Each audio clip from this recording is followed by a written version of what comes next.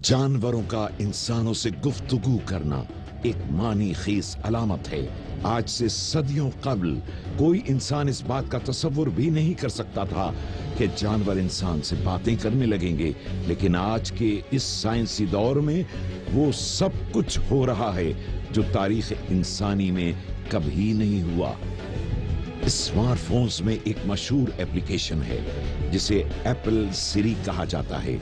ये एप्पल सिरी voice operating system है जिसमें आप अपनी आवाज के जरिए स्मार्टफोन को अहकामात देते हैं कि फलां को कॉल मिलाओ, फलां को ये मैसेज भेज दो, ये गाना सुना दो, ये एप्लीकेशन स्टार्ट कर दो, और ये वॉइस ऑपरेटिंग सिस्टम आपका हर हुक्म बजा लाता है और एक तरह से ये आपका असिस्टेंट बन जाता है।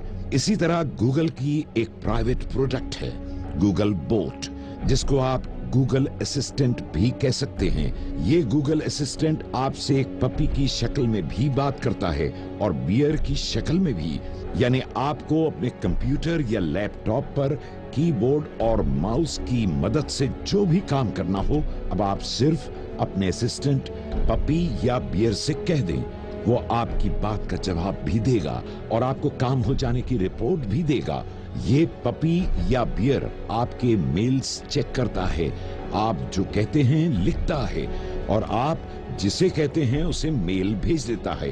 और आज इस आर्टिफिशियल इंटेलिजेंस असिस्टेंट को जो भी काम देते हो वो करता है। अगर आप इस पपी से गाना सुनने की फरमाइश करेंगे तो वो भी पूरी हो जाएगी। इसी तरह कहा जाता है कि दूसरी जंग अजीम के दौरान अमेरिका ने डॉल्फिन मछलियों को अपने अस्करी उमूर सर अंजाम देने के लिए इस्तेमाल किया था। डॉल्फिन मछलियां धमाका खेज मादा ले जाती थीं और दुश्मनों की आबदोजों और जहाजों पर चिपका देती थीं। वापसी पर इन डॉल्फिन्स को अपना काम मुकम्मल करने या अधूरा रह जाने के बारे में अपनी तरबियत देने वालों को बताना होता था। ये काम इशारों की जबान में होता था, यानी किसी बॉल या पेडल को सूरत हाल के मुताबिक छूना। ये डॉल्फिन इतनी सलाहियत रखती थी कि समंदर में किसी गोताखोर की मौजूदगी से आगाह कर सकें। हाँ और ना के लिए मखसूस पेडल होते थे जिन्हें वो वापस आकर छूती थीं। अब तक ये इशारे 100 की तादाद से ज्यादा हो चुके हैं जिनके जरिए डॉल्फिन और इंसानों में गुफ्तगू होती है।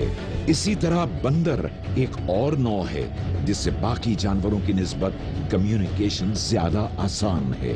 आजकल एप्स की एक खुसूसी जीनियाती नस्ल को इशारों की जबान सिखाई जा रही है।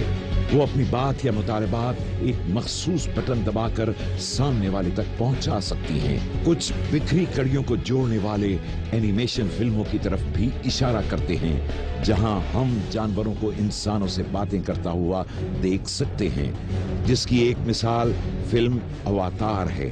साइंस की अंधाधुंध तरक्की खुदाई मामलों में छेड़छाड़ करने पर उतर आई है, जिसकी एक मिसाल बायो इंजीनियरिंग की इंतहा क्लोनिंग, जानवरों की जीन में इंसानों के जीन और इंसानों के जीन में जानवरों के जीन।